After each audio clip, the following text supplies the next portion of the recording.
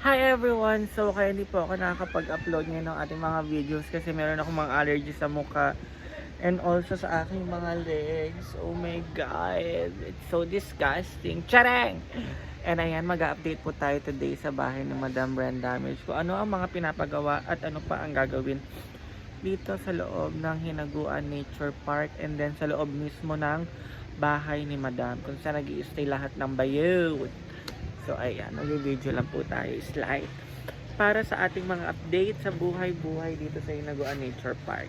And syempre mamaya kompleto lahat ng social climbers just because someone's sending a food for social climbers for our lunch today. Yes, today, not tomorrow. Yes, so ayan, it's already 10:30 in the morning. And then maya-maya pupunta na yung mga bayot dito para mag-prepare ng lunch. And then nakapagsaing na ako and nakapaglinis na ng lamesa. Ngayon ako nakapag-video kanina kasi pagising ko inasikaso ko agad siya. Alam niyo naman yun, every morning pagising ko nagsasaing na ako para at least ulam na lang yung lagi naming iintindihin. And so ayan, ipapakita ko po sa inyo yung ginagawa at finishing na siya. And nakita niyo na yun sa vlog ng ibang social climbers and also kay Madam. So tayo ay magkukuha lang ng mga clip-clip lang. So ayan. Hi Beshi! May sakit ka daw, Beshi. Kasi masama yung pakiramdam mo kanina. Kamusta na yung pakiramdam mo ngayon? Iyak ka na mag-inom.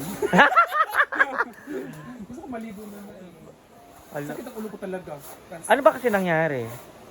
Lasing ako ni Jeep ni Brett niya. Ako lang pala nag-inom nag-inom. Nagagagat lang sa inuman ko. So ikaw na nagpainom, ikaw pa yung... Ako pa ang nilasing. Walang yung mga... Baka plano talaga nila yon. Visit sila.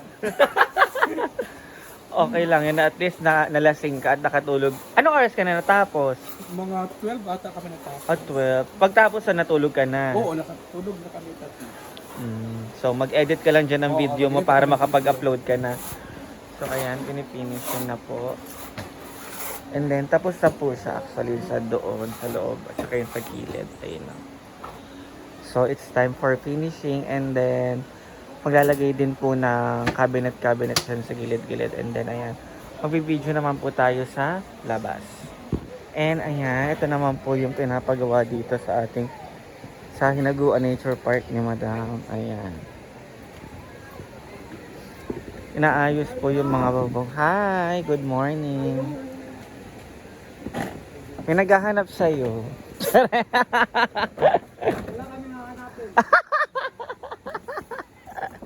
Lahat yan papalitan. Lahat. Ayan si Madam. Sobrang hands-on ni Madam sa mga ginagawa niya. Matagsiki oh. Ano yun? Ayan. So igagala ko po muna kayo sa Hinaguan. Sobrang aliwala, sobrang ganda, sobrang refreshing talaga pag andito ka sa probinsya. Promise, alam nyo yun, malalanghap nyo yung fresh air. Tapos puro puno pa yung naandito. So mararamdaman mo talaga yung pagka-fresh air sa lugar na to. Kaya maraming tumatangkilik dito kasi pagising nila sa umaga, ang hangin-hangin. Although, mainit naman talaga kapag morning. Pero yung hangin na nalalanghap nila, alam nilang fresh, without chemicals, like that. And ngayon lang ulit ako nakapunta dito sa likodan na to. Ganito na pala yung concept dito. Ayan. Ito na pala siya ngayon. Grabe, ngayon lang ulit ako dito sa likod. And then sobrang ganda. Ang lawak pala talaga ng lupain ni Madam. As you can see guys. Ayan na yun. Hanggang doon sa may poste na yun. Hanggang sa may poste na yan. Hanggang doon yung, ayun na, yung posting kahoy na yun na hindi itong bakal. Ayan, hanggang doon yung lupain ni Madam. Hanggang doon sa may puno. Sa may entrance doon.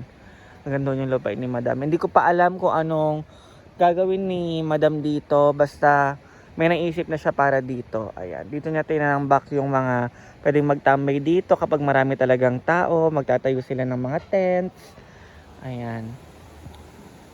And etong mga kawayan na yan is ilalagay to doon sa mga parang haligi na siya. And then ayun yung bilyaran. Ngayon lang ulit ako nakapaglibot-libot guys kasi ngayon lang ulit walang ulan. Kasi lagi umuulan eh.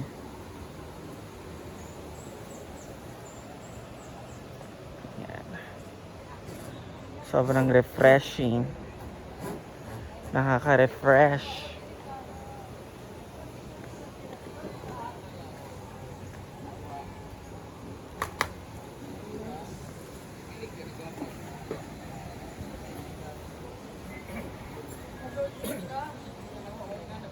O, sandun yung mga bayot.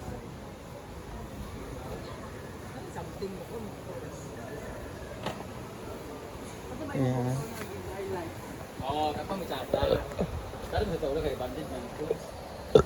Ayan.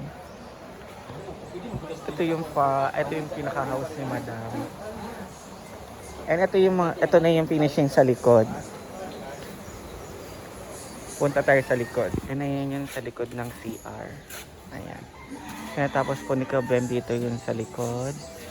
Para at least matapos na. And then after nun, lalagyan na lang ng cabinet. Hindi na siya lalagyan ng tiles para at least same na siya nung sa likod at sa labas. Para at least maganda tignan, walang pagbabago.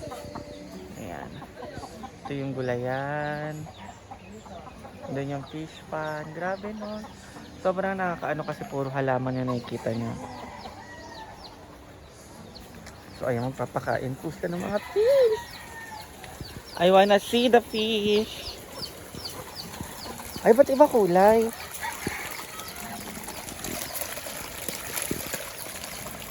Ang dami. Tilapia. Nakakain yan. Yung iba kulay? Ang dami, no? Ay, suta ka, ang laki mo.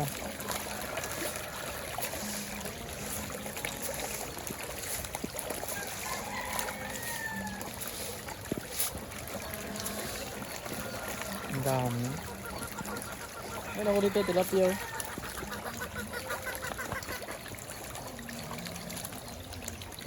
Mga tilapia. Ay, ang laki.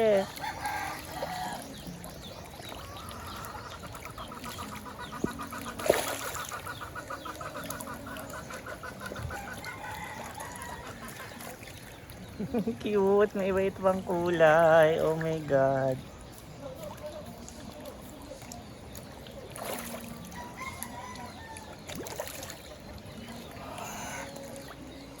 Tilapia. Nakakain yan. Yung iba kulay? Ang dami, no? Ay, suta ka, ang laki mo.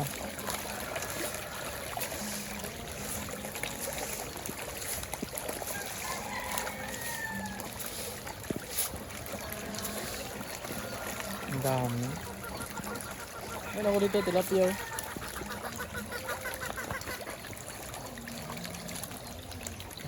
Mga tilapia. Ay, ang laki.